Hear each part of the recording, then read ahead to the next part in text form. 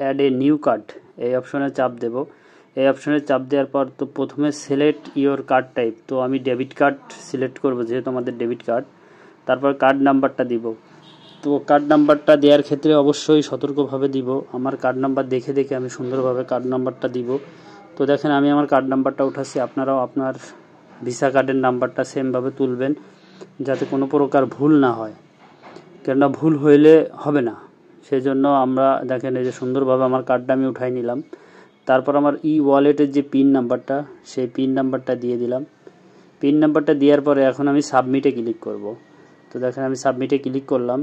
এই দেখেন আমার সুন্দরভাবে কার্ডটা অ্যাড হয়ে গেল সাকসেসফুলি।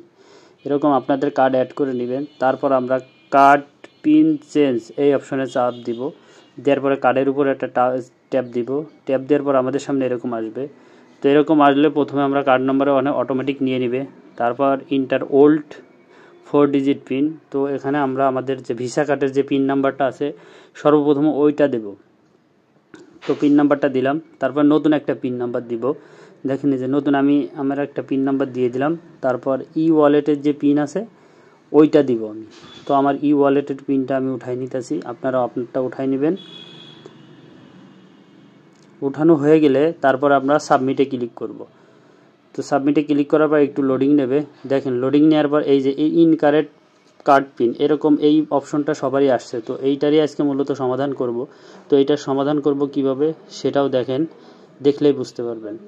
বর্তমান নতুন সিস্টেমের কারণে সবারই এরকম অপশন আসতেছে। তো এইটার মূলত আজকে সমাধান করব। তো এইটার সমাধান করতে হলে আমাদের প্রথমে কি করতে হবে সে বিষয়টাই নিয়ে আজকে বিস্তারিত আলোচনা করব। ধৈর্য ধরে ভিডিওটা দেখুন, দেখলে ইনশাল্লাহ বুঝতে পারবেন।